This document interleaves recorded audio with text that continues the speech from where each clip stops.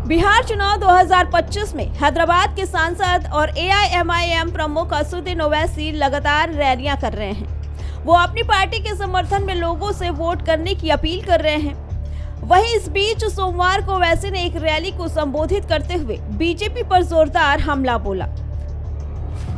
दरअसल बिहार विधानसभा चुनाव 2025 में केंद्रीय मंत्री गिरिराज सिंह के एक विवादित बयान के बाद सियासत में अब नमक हराम शब्द की एंट्री हो गई है, जिससे राज्य का राजनीतिक पारा अचानक बढ़ गया है।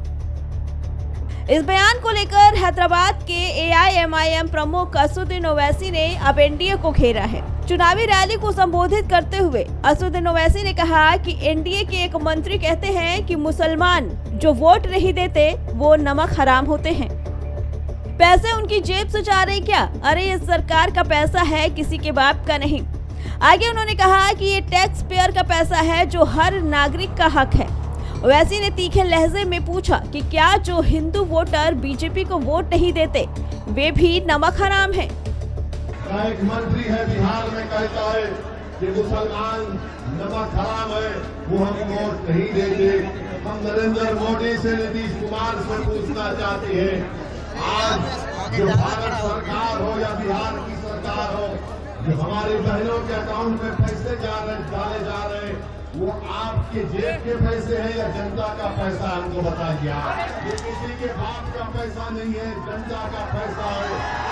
और ये जनता का पैसा जिसको 20 साल से नीतीश कुमार की सरकार ने, हम उस मंत्री से कहना चाह रहे हैं, देश की आजादी में तुम्हारा या तुम्हारे आरएसएस का कोई रोल नहीं था।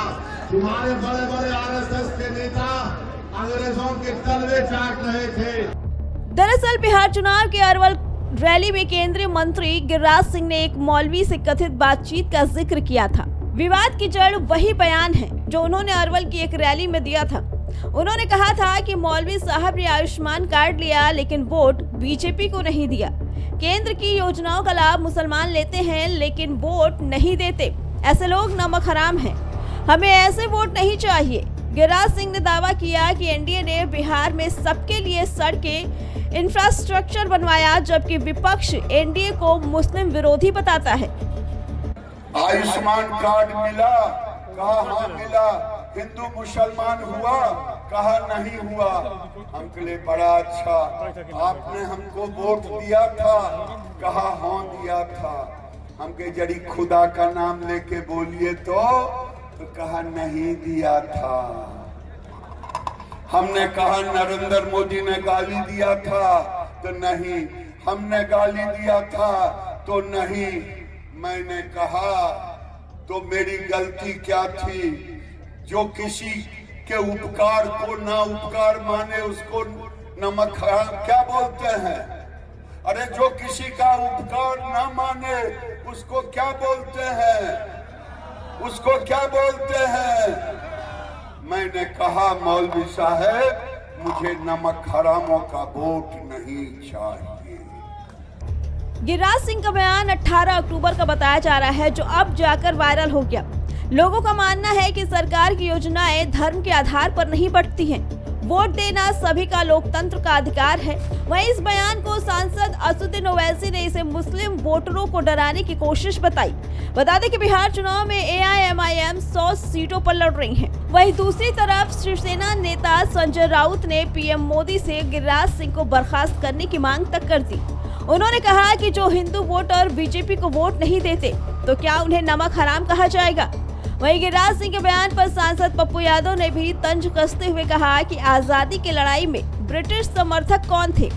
असली नमक हराम तो वे लोग ही थे। गिरिराज बाबू से मैं कहना चाहूँगा कि अंग्रेज के साथ भारत के खिलाफ कौन कौन लोग नमक हरामी किए थे?